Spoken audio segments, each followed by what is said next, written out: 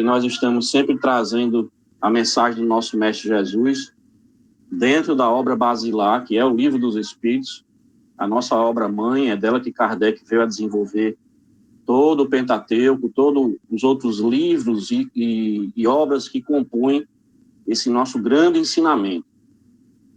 Logo no início, Joãozinho, quando disse, vai fazer o resumo, né? Realmente, se eu for fazer o resumo desse capítulo, indo pontualmente, tem que ser no mínimo umas 2 horas, né? Porque nós estamos falando de 80 questões que nós estudamos nesse capítulo 4. Mas por que é que nós tivemos a necessidade de fazer esse resumo? Porque nós íamos para a questão 222. Íamos não, nós vamos. E a questão 222, ela é o que nós vamos fazer adentrando nas projeções, porque Kardec, ele faz uma defesa e, de certa maneira, não só uma defesa, mas ele enaltece, chama a atenção, pontua tudo que nós estudamos. Então, eu tinha 2 opções de passar para a gente esse nosso ensinamento de hoje, essa nossa reflexão para esse encontro da noite. Ou eu ia ficar só com a questão 222 e nós íamos ter que falar, ler, sem remeter às projeções, ou nós poderíamos fazer, como a gente vai, eu vou tentar fazer hoje, passar por todas essas questões, não uma a uma. Eu pincelei uma questão ou outra para que a gente fosse podendo refletir e mentalmente e construindo o entendimento desse capítulo, que é importantíssimo. Fala sobre a pluralidade das existências. Capítulo 4. Então, nós vamos fazer uma passagem por esse resumo desse capítulo, tranquilamente, que nós já vimos com profundidade, nós já trouxemos reflexões, tanto com relação ao Evangelho, como também com relação ao Livro dos Espíritos. Então, nós estamos aqui, de certa maneira, trazendo e debatendo sobre essas questões. Nós vamos passar por ela, relembrando, porque quando nós entrarmos no capítulo 5, vocês vão ver, e aí eu vou trazer só alguns tópicos que vão fazer a remissão mental para o que a gente estudou já e vai passar, para que a gente possa fazer essa construção tranquilamente. Tá? Vou só puxar aqui a tela para mim. Um momento.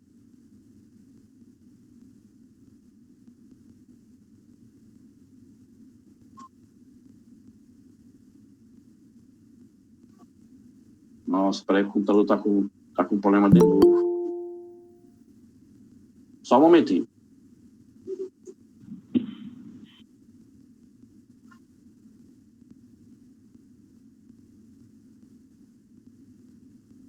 Só um momentinho, que essas coisas acontecem. Só ter paciência que dá certo. Peraí. Pronto, vocês estão vendo a transmissão, a projeção, não é isso? Vocês conseguem ver a projeção? Alguém possa... Sim, está aparecendo. Obrigado, Kalina, porque ela já apareceu para mim aqui e eu não estava conseguindo ver. Bem, vamos lá. Como nós vimos, né, e aí eu trago o esboço do que nós estudamos durante todo esse período, que foi o livro 2º, do capítulo 4, né, a pluralidade das existências. Tivemos 9 itens. Começamos com a reencarnação, e aí nós vamos caminhando sobre ela, e vamos iniciando a nossa reflexão. Temas longos, profundos, de certa maneira, me suscitaram conhecimentos que tínhamos que agregar para poder aprofundar. E eu destaco nesses 2 itens, praticamente. Né? Nós vamos entrar no item 1 e o 2, que é a reencarnação e a justiça da reencarnação, onde eu destaco essa primeira parte, onde Jesus, levando Pedro e os irmãos Tiago e João para a transfiguração, onde Jesus já começa a dar os primeiros passos e, de certa maneira, demonstrar àqueles apóstolos que esses apóstolos eram o primeiro núcleo de Jesus, porque aqui, como tem esse nosso grande grupo e tem esses subgrupos que vão sendo criados para as tarefas, também não era diferente com esse grande homem que era Jesus. Ele, dentro da sua profunda inteligência, né, isso foi um tema que ficou para mim, para colaborar no Instagram, mas infelizmente eu não tive condições de o fazer, passei para Toninho a tarefa, e ele fez brilhantemente, agradeço a ele por mais esse auxílio, ficou excelente. E o Mestre Jesus, como esse grande arquiteto, ele também, diante da criação e dessa evolução que ele queria para a humanidade, e quando ele arregimentou, vamos falar assim, os apóstolos, foi necessário que ele criassem esses grupos de tarefa. E Pedro, João e Tiago sempre estavam com ele em momentos importantes, porque ele sabia do potencial de cada um, e aí nós temos o evangelista João, né, que ele sempre se referia a ele como um apóstolo querido, né, ele sempre trazia uma expressão bem mais carinhosa com relação a João. Pedro, nós sabemos que quando Jesus desencarnou e retornou, vamos dizer assim, né, usando essa expressão para ficar compreensível, que ele apareceu no terceiro dia, e nos 40 dias seguintes que ele apareceu, e para outros tantos, ele chama Pedro para dar continuidade à obra dele, para, de certa maneira, levar a condução, né, conduzir os apóstolos para a grande jornada, a qual todos eles, em certo momento, se separaram, mas que Pedro sempre era um referencial. Não no começo, quando Jesus o chamava de Simão, mas diante dessa grande jornada, a qual ele confiava e confiou a Pedro a construção do seu ensinamento, né? A criação, que alguns chamam de a construção das igrejas, mas que nós vimos que não era a construção de igrejas de pedra, mas sim o ensinamento de Jesus, a qual eles absorveram durante toda essa jornada. Jesus, nesse caso, já demonstrou a eles, né, que Elias era João e que João era a encarnação de Elias, vamos dizer assim, né, de certa maneira, e para eles já compreenderem essa caminhada. Então, nós já entramos nesse campo da reencarnação, através do Livro dos Espíritos, nessas questões que foram tão importantes para que a gente pudesse continuar. E aí nós temos outro momento em que Jesus tem aquela conversa com Nicodemos, né? Quando ele fala que, na verdade, eu te digo que aquele que não nascer da água e do Espírito não pode entrar no reino de Deus. E ele já vem dando as primeiras nuances, né, para aquele doutor da lei que não compreendia muito bem o que Jesus estava falando. Mas aí ele já começava a dar as primeiras lições para a questão da reencarnação.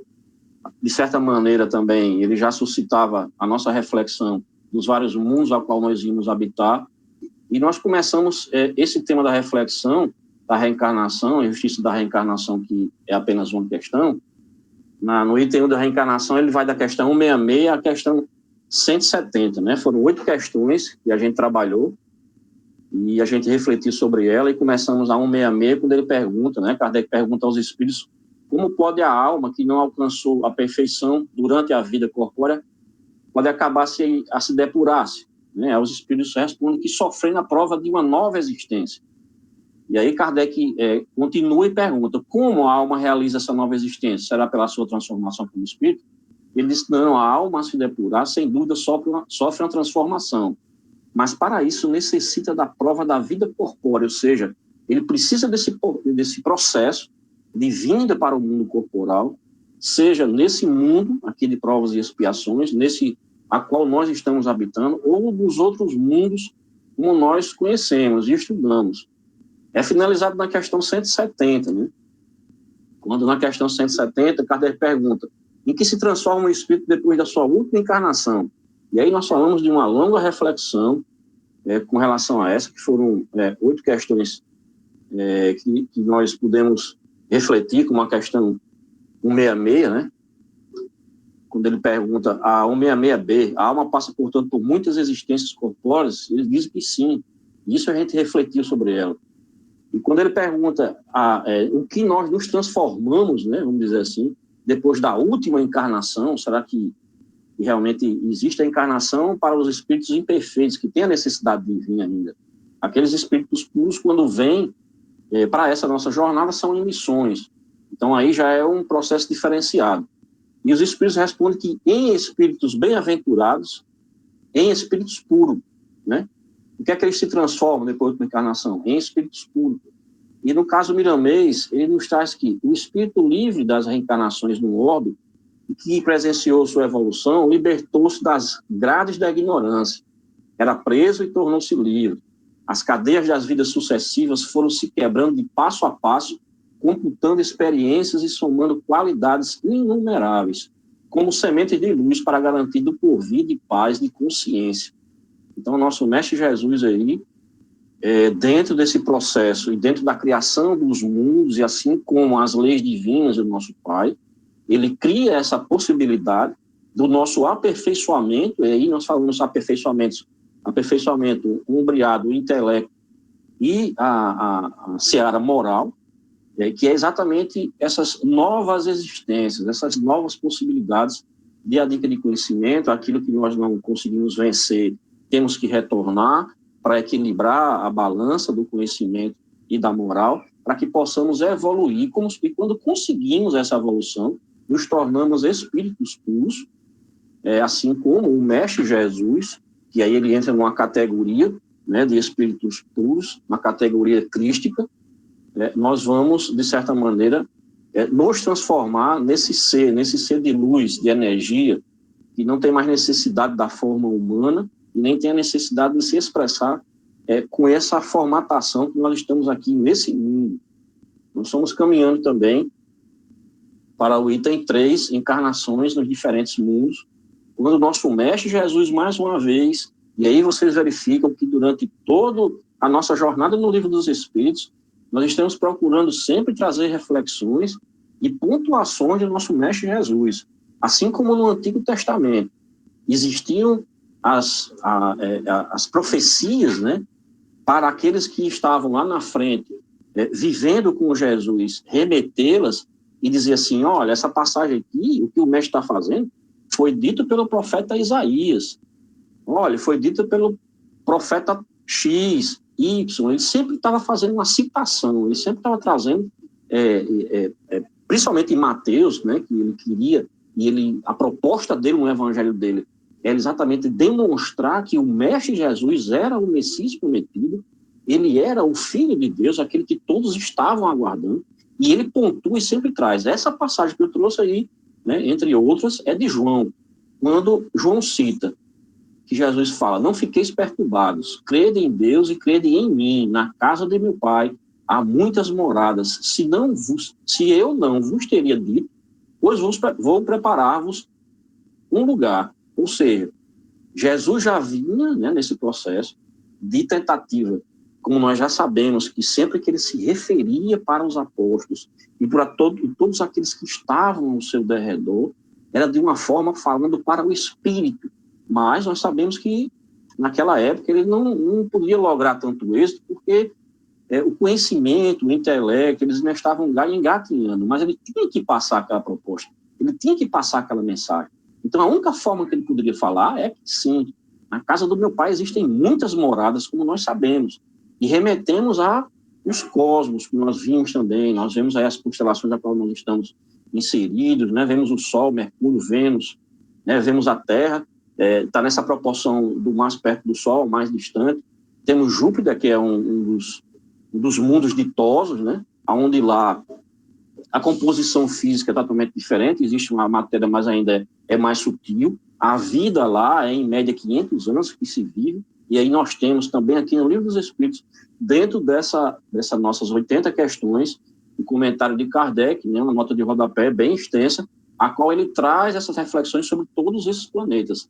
Ele diz que o Sol não é um planeta habitado, né, habitado assim por seres normais, vamos dizer assim, para uma população que tenha condições de viver lá. Mas ele diz que o Sol é um local de encontro de espíritos puros que ali vão para aproveitar exatamente o Sol, a força, a sua energia, e principalmente a energia de expansão, de propagação, para os planejamentos da obra do nosso Pai Altíssimo. Então, lá é um ponto de encontro, é um local onde grandes espíritos da Pleiade, daqueles que já estão inseridos no entendimento com o nosso Pai, para que juntos formem equipes, assim como nós estamos fazendo aqui, né, dentro das nossas condições, dentro do nosso conhecimento, formando equipes para continuar nesse projeto, nesse auxílio à cocriação. E aí nós temos todos esses planetas e fomos adentrando para a questão 172, ainda nesse tema, encarnações em diferentes mundos. Quando Kardec pergunta, as nossas diversas existências corpóreas se realizam todas na Terra? E nós vimos que não, todas não. Nós vivemos em diferentes mundos de acordo com a necessidade, de acordo com a nossa lição. Se a nossa lição ainda para que nós possamos evoluir, seja necessário estarmos aqui na Terra, nós vamos continuar reencarnando por várias e várias vezes, né? Esse tema ele foi muito longo. Nós iniciamos na questão 172 e fomos até 188.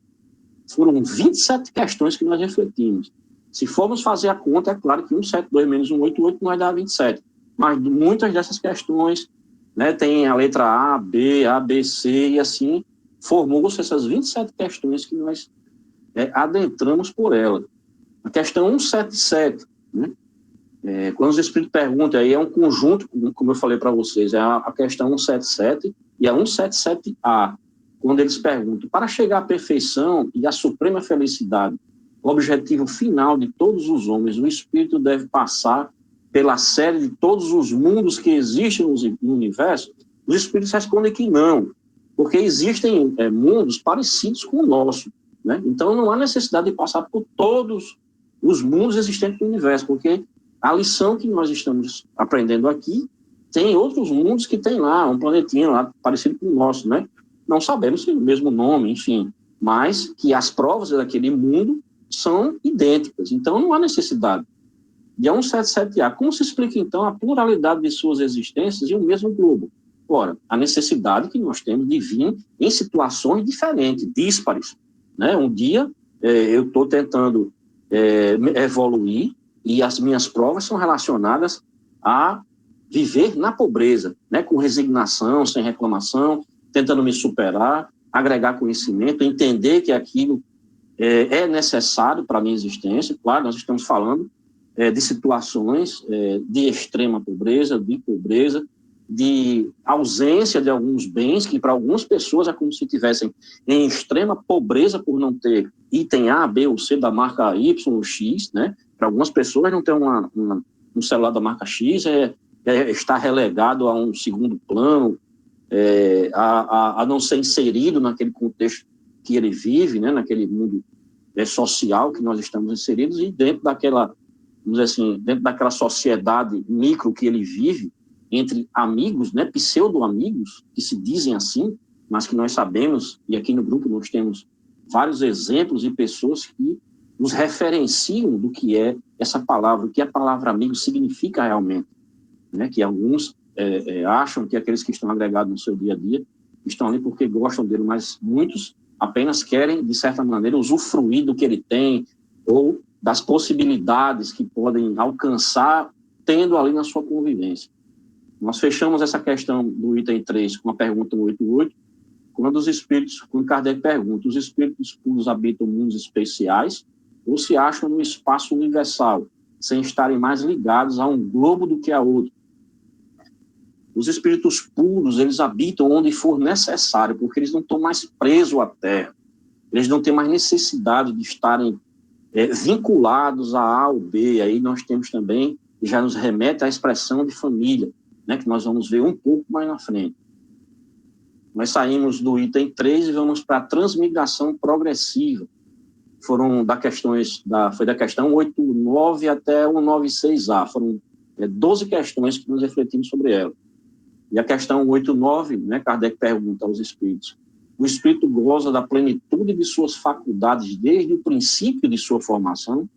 E os espíritos dizem que não, porque o espírito como homem também tem sua infância. Em sua origem, os espíritos têm apenas uma existência instintiva, né? E o instinto, que é essa centelha da inteligência. O instinto é aquela semente da inteligência que foi plantada e que ela deve ser sempre regada. Como é que ela vai sendo regada? Pelo trabalho. Nada na criação humana, meus irmãos, ela foi criada pela ociosidade. Aquela ociosidade que não é produtiva, né? Nós já citamos essa palavra ócio que era utilizada, e ela tem a origem do grego, que era o ócio de você refletir, né? Refletir e criar e refletir sobre os elementos da sociedade, aquilo que poderia trazer uma solução, não a ociosidade, né, que é o nec ócio em grego, que era relacionada aos negócios, né, quando você refletia voltado apenas para a materialidade.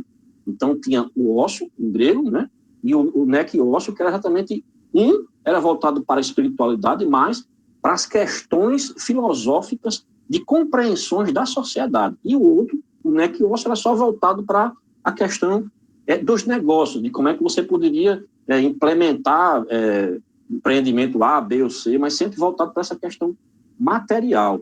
E Emmanuel, nessa nossa caminhada, eu usei desse artifício dele para que ele pudesse trazer essa reflexão junto com a gente, através dessa obra Religião dos Espíritos, quando ele magistralmente fala que o mundo é assim a nossa escola.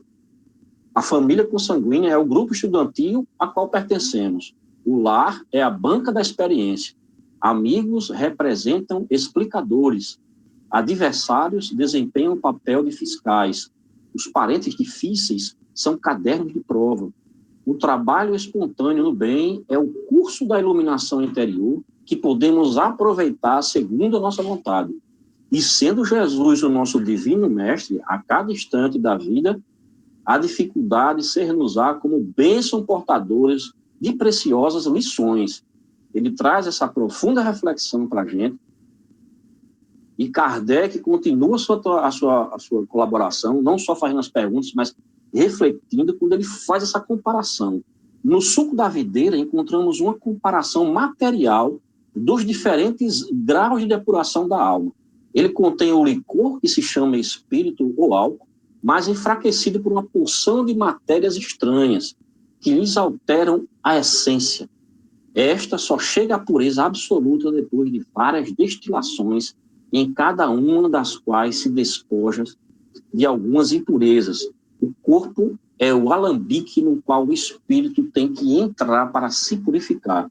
As matérias estranhas são como o perispírito, que também se purifica à medida que o espírito se aproxima da perfeição. Essa analogia que Kardec faz com relação a essa videira, ela é fantástica, só mesmo um homem da cultura e do intelecto dele, com o auxílio e a inspiração da espiritualidade, daquela pleide de espíritos que estavam ao seu redor, poderiam chegar a essa concepção de pensamento com relação à nossa transmigração, a essa evolução paulatina, a qual nós temos a necessidade de estarmos habitando nesse corpo, voltando em vários mundos o tempo todo, através desse processo reencarnatório, que é sempre essa nossa ida e vinda até chegarmos à perfeição.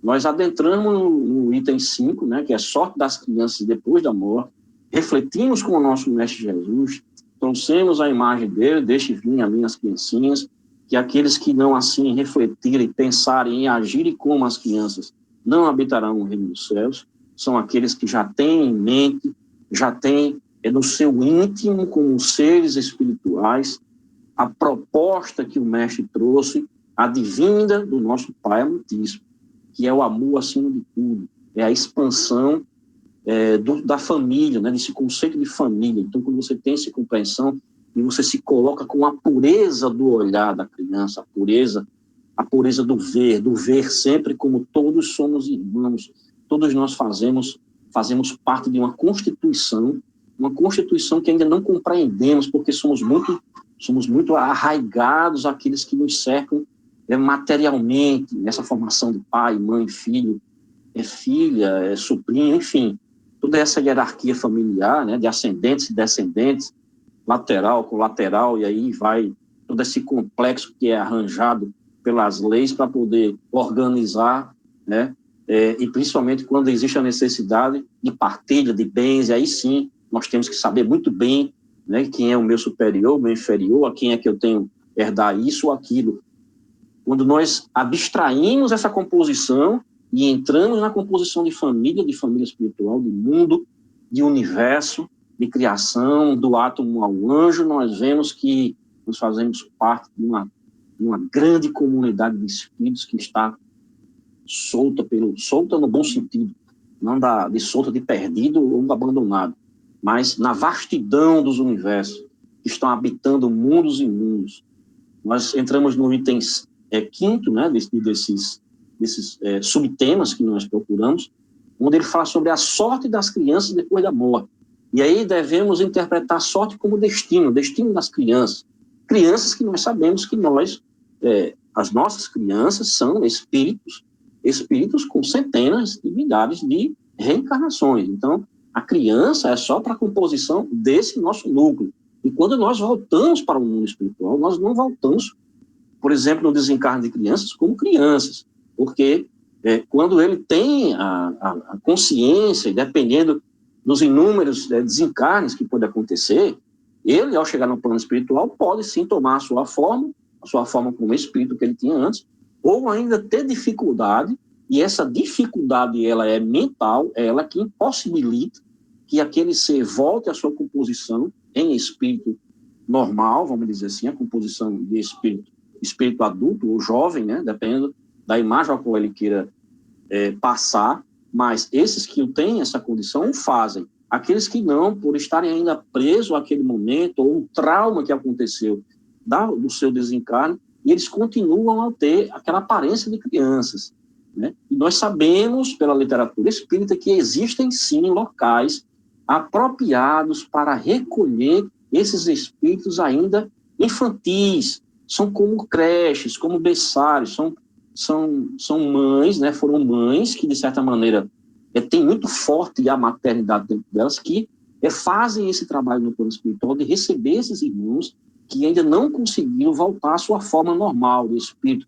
E eles são acolhidos. Nós temos informações de que existe realmente como se fosse uma creche, com brinquedos, com situações, com amparos, com todo um processo para que ele volte paulatinamente a ter consciência de que não é mais criança, né? Isso é um processo longo, dependendo das circunstâncias, mas nós tratamos essas questões que foi da 197 a 199A, foram 5 questões bem intensas, a qual nós refletimos, né? Tivemos como base essas 2 questões, a 197 e a 197A, quando Kardec pergunta se o espírito de uma criança morta em tenra idade pode ser tão adiantada quanto de um adulto. Sim, nós sabemos que pode ser, até mais que os pais, né?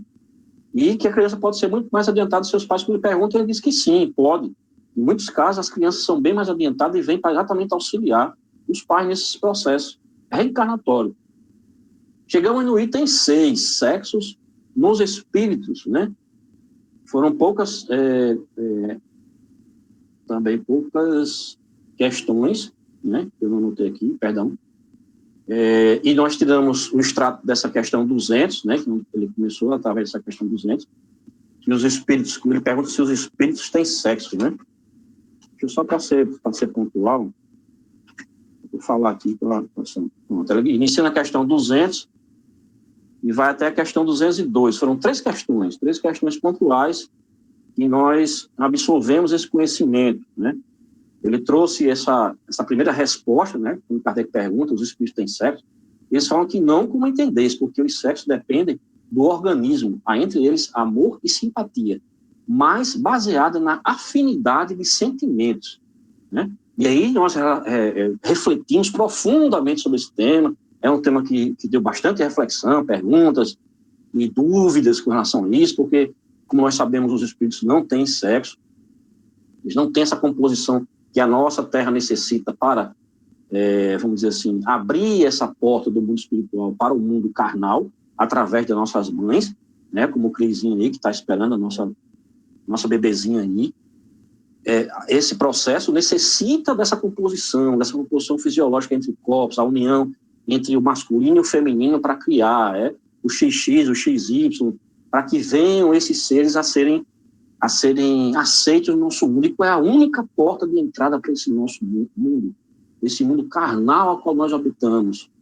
É através das nossas mães, das nossas meninas que doam, né, o seu corpo, e não só o corpo, mas nós estamos falando de mães, né, mães realmente que abraçam nessa, mas a vida toda, porque a gente diz que os filhos vão ser sempre crianças para os pais, porque só vai mudando o tamanho dos problemas, né? Enquanto, ele não está andando, aí, beleza, é um tipo de probleminha que a gente tem que ter a preocupação. Aí começou a se arrastar, eita, já começou outra coisa diferente. se levantou, minha Nossa Senhora, já está agarrando nos móveis, quer subir em tudo, e aí vai aumentando até quando o cabo já está velho, né? Que aí já é outro problema, já que a gente não vai nem citar aqui, senão vai passar a noite todinha. E nós também adentramos em um outro tema, um tema que, para nós, é extremamente tranquilo, é o espiritismo. Ele não tem tabu, preconceito, impedimento sobre nenhum item. Todas as questões filosóficas, vamos dizer assim, sociais, necessárias para serem enfrentadas, o espiritismo vai enfrentar, porque ele é uma ciência, ele é uma filosofia e ele é uma religião ligada aos ensinamentos de Deus e do nosso Mestre Jesus. Então, essa questão ela foi muito bem extraída, né, da obra em si. Eu trouxe, esse é o único vídeo onde Chico Xavier, Divaldo Franco e Raul Teixeira falam, né, em nome do espiritismo, não podia ser diferente, porque eles são referenciais, cada um dentro do seu grau de importância e do ambiente a qual ele está circunscrito, porque o espiritismo ele não tem um porta-voz, ele não tem um papa do espiritismo, um papa voltando para a palavra de pai, né? O Abba em hebraico, que é pai, o Tete, que traz essa composição da figura paterna. Nós não temos esse ser que responde pelo espiritismo. Temos sim a FEB, que é o órgão máximo, vamos dizer assim, com o seu presidente, que traz as diretrizes para as federações, e aí vai descendo dentro desse grande organograma. Mas que o espiritismo ele é criado, tratado, vivido, vivenciado, integralizado e principalmente propagado por todos aqueles que aqui se encontram. Quando você absorve a doutrina espírita, quando você entende a proposta do Evangelho do nosso Senhor Jesus Cristo, quando você coloca isso no seu íntimo, quando você resolve deixar o homem velho para trás e prosseguir a sua vida com retidão, esse novo homem que está surgindo a cada dia, com todos aqueles que estão se agregando aqui, você passa a ser o representante do espiritismo. Quando alguém pergunta, né, e hoje aconteceu um fato interessantíssimo comigo hoje. Quando eu estava durante o trabalho aqui, recebi uma ligação no meu celular de um número que não estava na minha caixa, né, meus contatos, e eu fico meio assim para atender, porque quando eu não sei, geralmente a gente tem medo de clonagem, enfim, uma série de coisas. Eu não sei porquê. Aí eu atendi, de repente a pessoa disse bom dia. Aí quando diz bom dia e não sabe meu nome, eu já fico meio assim. Eu disse bom dia. Aí ela disse, eu poderia falar com o senhor? Eu disse, pois não. Aí eu disse, quem está falando? Ela disse o nome dela. Aí eu disse, eu gostaria de falar de Jesus. Aí eu peguei e desliguei o telefone. Aí eu disse, cara, peraí, foi que essa mulher disse? Ela disse que ia falar de Jesus e eu desliguei o telefone. Não acredito, não.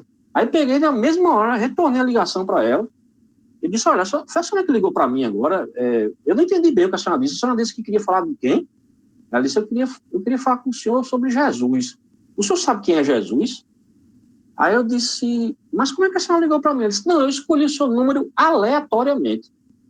Eu disse, cara, não acredito nisso que eu estou escutando, não. Aí ela disse, o senhor sabe quem é Jesus? Aí eu estava aqui com a tela tudo aberta aqui, né? Aí ela era protestante, eu disse, sim, eu sei quem é Jesus. Ela disse, quem é Jesus para você? Aí eu fui falar, né, quem é Jesus para mim. Aí ela disse, muito bem, o senhor realmente sabe quem é Jesus. Pois é, eu vou ler uma passagem do Evangelho para o senhor. O senhor aceita? Eu disse, sim, aceito, pode ler. Ela disse, eu vou ler Mateus. Eu disse, meu Deus do céu, eu estudo Mateus todo dia. Liga uma mulher do nada aqui para mim e vem com uma conversa dessa, assim, com tanta coisa acontecendo. E eu realmente foi um teste para mim muito grande, primeiro porque eu não sabia por que eu tinha desligado. A mulher disse quem era Jesus, eu não sei o que passou na minha cabeça. Aí depois que caiu a ficha, eu retornei e a mulher veio fazer exatamente todo um questionamento. Isso foi bem rápido. Ela disse, eu posso ligar para o senhor depois para perguntar, fazer uma pergunta para o senhor, ele explicar por que é que Jesus morreu? Ela disse, pode sim, eu vou salvar o seu nome aqui, né? Aí salvei o nome dela como Bíblia, porque quando ela ligar, eu vou saber mais ou menos do que se trata, né? Para não ficar voando. Eles podem ligar. Ela disse, muito obrigado por o senhor ter me escutado. Tá? Eu disse, não, eu que agradeço. Né? E era uma protestante que estava ali. Então, assim, a partir do momento que a gente entende, naquele momento eu escorreguei de cara, mas na mesma hora eu percebi, eu não sei nem o que foi que aconteceu comigo para eu ter feito aquilo. Mas, enfim, né? Passou, eu retornei a ligação para ela e fiquei feliz por ter feito isso, né? Porque no momento eu fiquei meio atordoado, não sabia nem o que fazer. mas ela debateu comigo e foi muito interessante, por ela ser de outra religião, e ela aceitou as minhas colocações, e é isso que eu falo para vocês, quando a gente entende a concepção do espiritismo, aí sim, nós passamos a ser porta-voz. Não existe um porta-voz oficial, mas existem todos esses que aqui se encontram, que podem sim falar pelo espiritismo, desde que tenham entendido profundamente a obra, tenham conhecimento dela, e principalmente tenham colocado dentro do seu íntimo as suas lições, porque do contrário, aí tudo que a gente fizer, falar, agir, principalmente dos nossos atos, se não forem de acordo com essa nossa postura e retidão, aí nós vamos estar tropeçando, né? E aí eu quero falar outra situação que eu passei sexta-feira. Eu estava no meio, né, de uma audiência, agora é tudo virtual, e eu ia entrar, uma minha de São Paulo ligou e disse: Marcos, eu estou aqui numa audiência com um juiz e ele não está aceitando que eu faça os meus questionamentos porque eu sou preposta, e eu preciso de um advogado para entrar agora. Quando eu disse: passe o link que eu vou entrar. Quando eu vou entrar, né, como só está eu sozinho no escritório com outra funcionária lá na frente, chegou um outro advogado lá, tocou lá na frente e pediu para que abrisse a porta, né? Aí não tinha ninguém, aí ele ligou para o meu celular. E isso eu trabalho com 3 telas abertas, com o celular, e ele ligou e eu olhei para o celular e vi que era ele. Aí, isso eu tentando entrar na audiência. Aí, abri o celular, né, com um fone da audiência, no ouvido, e o fone no celular do outro. Disse: diga, Marcelo, o que é? Ele disse: rapaz, abre a porta aqui que eu preciso entrar. Nisso, eu digo: meu Deus, o que é que eu vou fazer agora? Aí, o homem velho surgiu, né? Eu, dentro daquela situação toda, saí correndo, feito um maluco para abrir a porta. Acabei tratando ele de uma forma descortês, que eu não devia ter feito, e voltei correndo de novo para me sentar. Quando eu me sentei, que eu olhei para aquela rua de tela assim, eu fiquei esbaforido, né? Entrei na audiência e digo: meu Deus, como é que eu vou falar agora? E precisei de alguns segundos para me repor, mas o que me chamou a atenção foi o meu descontrole com ele, que eu não deveria ter feito daquela forma. E a espiritualidade, né, veio imediatamente depois, quando eu já estava mais tranquilo, isso umas 3 horas depois, quando eu estava no meu horário de almoço, eu fiquei tranquilo, e veio a espiritualidade e disse: Marcos, você não pode mais ter esse tipo de atitude. E me passou uma série de recomendações. E aí eu vi, né, que realmente eu tinha errado, eu já tinha percebido isso quando eu falei daquela forma, e quando a espiritualidade veio e me falou isso, aí sim é que eu pedi realmente perdão por ter agido daquela maneira. Mas foi um descontrole que a gente tem que estar o tempo todo trazendo isso para as nossas vidas, buscando o controle o tempo todo, né? E finalizando esse tema, no Livro Ação e Reação, né, quando o nosso irmão André Luiz, ele traz essa reflexão, falando a respeito do sexo, né? O sexo no corpo humano é assim, como um altar de amor puro, que não podemos relegar à imundície, sob pena de praticar as mais espantosas crueldades mentais, cujos efeitos nos seguem invariáveis depois do túmulo. Isso aí é uma grande verdade. Nós nos prendemos a esse nosso descontrole na questão da sexualidade, que nós devemos estar olhando sempre essa questão com esse olhar divino, do ato em si, do ato de amor, do ato dessa abertura de porta para essa passagem desses irmãos que estão vindo, e devemos assim praticar com muita responsabilidade. Fomos para o item 7, né, parentesco e filiação, trouxe novamente o nosso mestre Jesus, quando ele reflete que ele, porém, né, respondendo nessa passagem de Mateus, capítulo 12, 48 e 50, quando Jesus fala, a gente já sedimentou bem esse conhecimento, que era quando Jesus estava em debate com várias pessoas, uma sala lotada de gente, aí chega alguém para chamar Jesus, né, que os irmãos dele estavam lá, ele, porém, respondendo, disse ao que lhe falaram, né, quem é minha mãe e quem são meus irmãos? E estendendo a sua mão para os seus discípulos, disse: eis aqui, meus irmãos, a minha mãe e meus irmãos, porque qualquer que fizer a vontade de meu Pai, que está nos céus, este é meu irmão, irmã e mãe. Aí nós vemos que o nosso mestre Jesus era dado a nossa grande lição, o início de lição do que é família. Nós expandirmos esse conhecimento que eu tinha falado lá atrás, e estou reforçando aqui. Esse conceito de família, né? Que é bem maior, ele ultrapassa essas questões materiais e dessa composição familiar e social.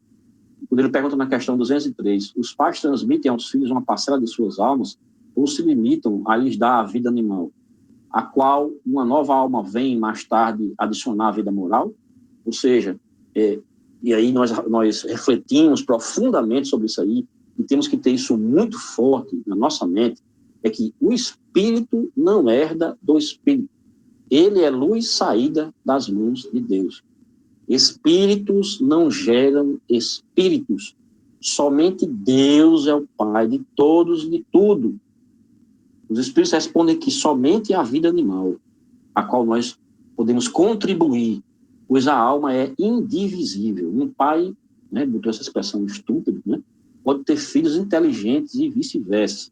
Podemos modificar essa palavra estúpida por ausência daquele que tem certa ausência de inteligência, né, ou tem, não ausência total, mas uma privação dela, ou de entendimento, de conhecimento, ou pessoas rudes, né, que não tem uma elevação moral tão próxima daquele que está ali no ser. Então, você pode, sim, de certa maneira, trazer essa questão do participar na criação, mas questões extremamente fisiológicas. E a questão 207, quando nós falamos sobre as semelhanças físicas e morais, né, a questão no item 8, que foi da questão 207, e fomos até a 207. Foram 12 questões bem intensas, que nós trouxemos acho que foi em 2 momentos, e nos refletimos sobre tanto essa parecência quanto as questões ligadas à questão 212. A questão 207, frequentemente os pais transmitem uma semelhança física, transmitirão também alguma semelhança moral, e nós já vimos que não. A transmissão moral, ela não existe.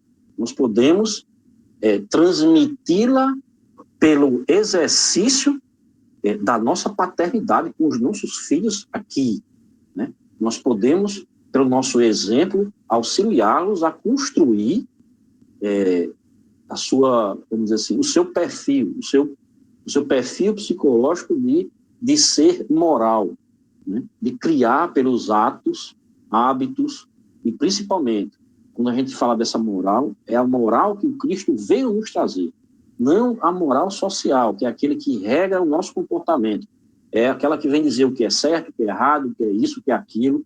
Não é dessa moral. A moral que nós devemos passar para os nossos filhos é aquela moral que nós já internalizamos, já colocamos como sendo a nossa bússola, que é aquilo que o nosso Mestre Jesus tanto propaga, né, que é amar a Deus sobre todas as coisas, amar o próximo como a si mesmo.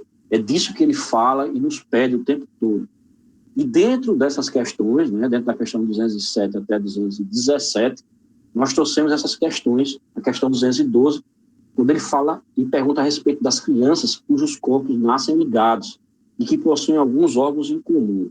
Ele pergunta se há 2 espíritos, ou melhor dizendo, 2 almas, e os espíritos respondem que não, que sim. Mas a semelhança entre essas almas é tão grande que faz-nos parecerem, muitas vezes, uma só. Né? São almas distintas, né? São 2 almas, não uma só. Cada um ali está interligado por essa necessidade, como nós vimos e refletimos sobre aquele indiano que veio, né? Aí não é nenhuma montagem, não foi feito nenhum trabalho nessa foto aí. São exatamente espíritos que necessitaram vir nessa composição corporal, dentro desse nosso mundo de provas e inspirações, para juntos conviverem, pensarem, refletirem, buscarem soluções uns com os outros de convivência, né, entre os dois, que poderiam ser inimigos, né, inimigos ferrenhos, mas que, de certa maneira, junto do seu processo reencarnatório. E aí, quando nós falamos assim, às vezes, eles não têm condições de participar do mapa, né, do mapa reencarnatório deles, muitas vezes espíritos responsáveis por esse departamento, né, esse ministério das reencarnações, auxiliam ele na criação, e assim eles concordaram, se tiveram consciência ou não, tiveram que se submeter, porque nós temos que ter sempre em mente que nosso Pai, ele é a inteligência suprema, causa primeira de todas as coisas. Então, se todos os atributos de Deus são infinitos, ele sabe exatamente o que é bom para todos nós. Nós, muitas vezes, pensamos que o que é bom para a gente é tomar uma decisão A, B e C, e a gente cai mal em todas elas. E aí Deus, ele mostra uma 4ª possibilidade, que era exatamente aquela. Era a mais difícil, a mais dolorosa, mas era aquela que nós não queríamos enfrentar de jeito nenhum. E às vezes temos que passar por essas provas. E Mateus, quando ele fala no capítulo 5, verso 24 a 26, aquela questão: deixa perante o altar a tua oferta, vai primeiro reconciliar-te com o teu irmão, e então, voltando, faz a tua oferta. entre em acordo sem demora com o seu adversário, enquanto você está com ele a caminho, para que o adversário não entregue você ao juiz, o juiz entregue você ao oficial de justiça e você seja jogada na prisão. Em verdade, lhe digo que você não sairá dali enquanto não pagar o último centavo. E nós vimos essa questão do juiz, do oficial de justiça, do promotor, da prisão, isso tudo é mental, é consciencial.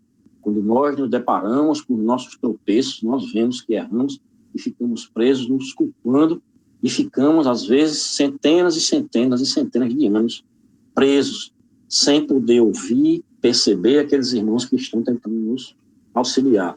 E a questão 214, quando ele fala dessas questões, né, de algumas crianças, alguns pais tentam justificar aqueles meninos que vivem arengando, né, esses meninos que ficam arengando, assim, né, chegam a certa idade e continuam arengando, aí os pais dizem, esses meninos são arengueiros desse jeito desde que eles estavam no útero da mãe, né, e aí é um ultrassom, né, que está disponível na internet, e onde, teoricamente, estariam dois irmãos ali em movimento, né, uma mão indo em direção ao rosto do outro, mas os espíritos dizem que isso é alegoria, para mostrar que o ódio entre eles era muito antigo.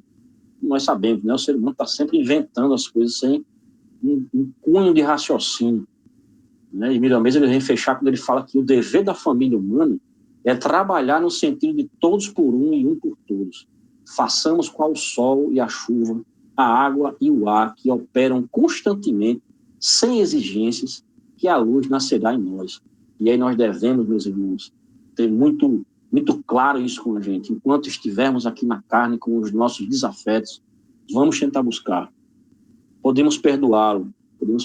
Se ele não nos perdoa, aí a dívida já não está mais conosco, está com ele, porque nós nos libertamos dessas correntes, dessas amarras que ultrapassam a vida corporal e vão para o mundo espiritual. Né? E aí nós entramos nas ideias inatas, né? Nós vimos essas questões que nós falamos que a ideia é esse objeto imediato do pensamento, né? Sempre ele vem com esse referencial de uma lâmpada, como se fosse um conhecimento, algo que surge, né? E inato porque já nascemos com ele, nós já, de certa maneira, já viemos com aqueles dons, talentos que serão necessários e que foram nos permitidos despertar aqui, algo que nós já construímos através de quê? Do trabalho, né? Constante. Nós desenvolvemos aqueles talentos, não perdemos, como nós sabemos que todos os talentos que agregamos pelo nosso trabalho, dentro dos inúmeros processos reencarnatórios, eles permanecem e nós mantemos eles vivos, né? E aí, Miramês, ele vem, quando ele faz essa completude sobre esse tema, e procuramos vigiar, analisando todas as ideias que surgirem em nossa mente, que sejam ideias inatas ou provindas de irmãos das sombras. Não importa, importa que devemos destruí-las quando inconvenientes. E aí, a questão onde a gente está sempre se policiando, né? E aí nós trouxemos o referencial de Nikola Tesla, que ele veio para realmente ser um divisor de águas em relação a N invenções, a N previsões de futuro. Até hoje ainda se descobre dentro dos departamentos dos Estados Unidos, com relação às inúmeras patentes dele, que ainda, até hoje ainda se descobre patentes que estão lá registradas, que não foram descortinadas ainda dele, diante da grande genialidade que ele foi. Né? E fechamos esse tema das ideias inatas, que foi o último da semana passada, informando que Deus está sempre presente em todas as criaturas, desde o mais rude espírito nas selvas, até os grandes sábios. E por que foi que eu tive que fazer toda essa relação? Porque esse tema que nós estamos trazendo, que é esse capítulo 5, né, considerações sobre a pluralidade das existências, eu peço a todos que façam a leitura apurada. Kardec ele faz uma série de questionamentos.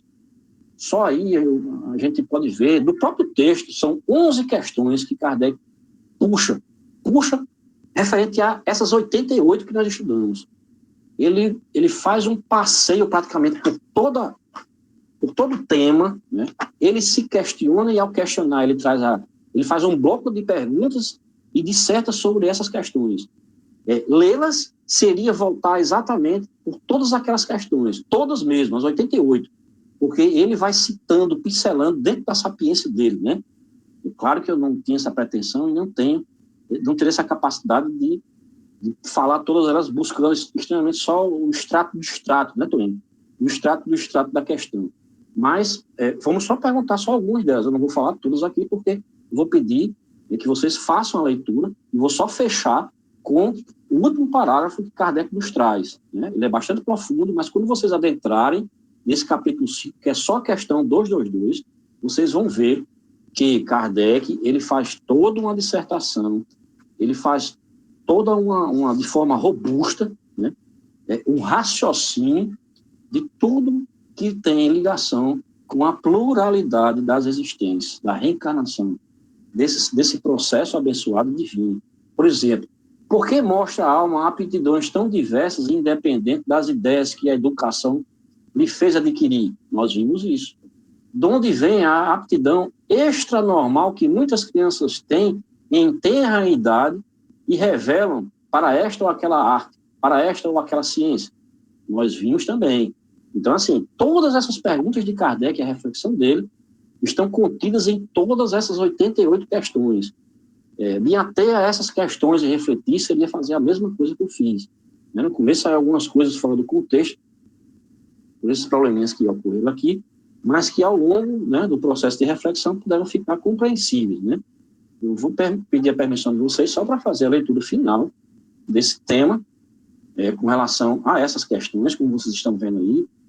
A questão número 11, por exemplo: que sorte aguarda os que morrem na infância, quando ainda não puderam fazer nem o bem nem o mal, se vão para o meio dos eleitos, porque esse favor, sem que coisa alguma hajam feito para merecê-los, e em virtude de que privilégio eles se veem isentos das tribulações da vida. E nós vimos que não é assim. Aqueles seres que desencarnam e têm a realidade, tinham a necessidade de vir só para completar aquela reencarnação anterior dele, ou muitas vezes é uma prova para os pais, né, que de certa maneira impediram a vinda de outros filhos através de questões abortivas, e precisavam esperar, amar muito aquele ser e passar pouco tempo com ele, perder, para que ele sentisse essa profunda dor da perda daquele ser. Então, são profundas reflexões que nós fizemos, né? Fizemos todas elas. E vou pedir licença para vocês, só para fazer a leitura final, quando Kardec informa, né? Temos raciocinado sobre esse tema, como dissemos, fazendo abstração de qualquer ensinamento espírita que, para certas pessoas, não tem autoridade. Se nós e tantos outros adotarmos a opinião da pluralidade das existências, não é somente porque veio dos espíritos, mas porque nos pareceu a mais lógica e porque só ela resolve questões até então insolúveis. Viesse ela de um simples mortal e tê-la-íamos adotado do mesmo modo, não hesitando um segundo em renunciar às nossas próprias ideias. No momento em que um erro é demonstrado, o amor próprio tem muito mais a perder do que ganhar, obstinando-se numa ideia falsa. Olha que reflexão. Do mesmo modo, tê-la-íamos repelido, embora vindo dos espíritos, se nos parecesse contrária à razão, como repelimos tantas outras, pois sabemos, por experiência, que não se deve aceitar cegamente tudo o que venha deles, dos espíritos, da mesma forma que não se deve aceitar, às cegas, tudo que proceda da parte dos homens. Seu primeiro título, a nosso ver, é, antes de tudo, o de ser lógico, mas também há outro, o de ser confirmado pelos fatos, fatos positivos e, a bem dizer, materiais, que um estudo atento e racional pode revelar a quem se dê ao trabalho de observar com paciência e perseverança, e diante dos quais a dúvida não é mais possível. Quando esses fatos se tiverem vulgarizado, como os da formação e do movimento da Terra, forçoso será que todos se rendam à evidência e os seus oponentes se verão constrangidos a desdizer-se. Reconheçamos, portanto, em resumo, que só a doutrina da pluralidade das existências explica o que sem ela é inexplicável, que é eminentemente consoladora e conforme a mais rigorosa justiça, que representa para o homem a âncora de salvação que Deus, na sua misericórdia, lhe concedeu. As próprias palavras de Jesus não podem deixar dúvida a respeito. Eis o que se lê no Evangelho de João. Respondendo a Nicodemos, disse Jesus: em verdade te digo que, se o homem não nascer de novo, não poderá ver o reino de Deus. Disse-lhe Nicodemos: como pode um homem nascer, já estando velho, pode voltar ao ventre materno e nascer segunda vez? Respondeu Jesus: em verdade te digo, se o homem não nascer da água e do Espírito, não pode entrar no reino de Deus. O que é nascido da carne é carne, e o que é nascido do Espírito é Espírito. Não te admires de eu te haver dito: importa-vos nascer de novo. Essa é a grande mensagem, meus irmãos, e essa foi a nossa grande caminhada. Eu espero que eu tenha conseguido, de alguma maneira, colocar o raciocínio na mente de vocês e nessa viagem de compreensão sobre esse tema, que era importante, mas eu não vi outra maneira a não ser tentar fazer, né, dessas 88 questões a nossa reflexão da noite sobre um tema tão consolador, um tema que nos faz refletir e compreender muita coisa que acontece na nossa vida. E é essa doutrina que nós podemos ser os propagadores dela, podemos ser os seus representantes. Mas não adianta só adquirir o conhecimento, não adianta estarmos noite a noite aqui juntos estudando, se os meus atos são em desencontro, como foram esses 2 atos meus que eu trouxe para a reflexão de vocês. Foram 2 quedas em 2 dias, mas graças a Deus eu refleti sobre eles, vi que tinha decaído e estou tentando não mais fazer. E é isso que nós devemos tentar o tempo todo. Eu tenho que trazer esses exemplos para que vocês vissem que todos nós estamos decaindo, apesar de termos o conhecimento, mas não só o conhecimento. Porque quando alguém sabe que você é espírita, rapaz, Marcos é espírita. O menor deslize que eu transpareça, eu vou ser cobrado a mais, e vocês tenham certeza que as pessoas apontam o dedo e vão cobrar. Então, todos nós que estamos juntos aqui, preservemos a pureza da doutrina. Quando dissermos que somos espíritas, reflitamos profundamente sobre essas palavras, porque nós estaremos dando testemunho 24 horas por dia. E isso tanto enquanto estamos encarnados, quanto estaremos no plano espiritual. Quando estamos em vigília, poderemos auxiliar os nossos irmãos quando estamos preparados, harmonizados. E precisamos estar harmonizados para poder servir, para poder divulgar, para poder evangelizar, para poder servir e para poder unificar.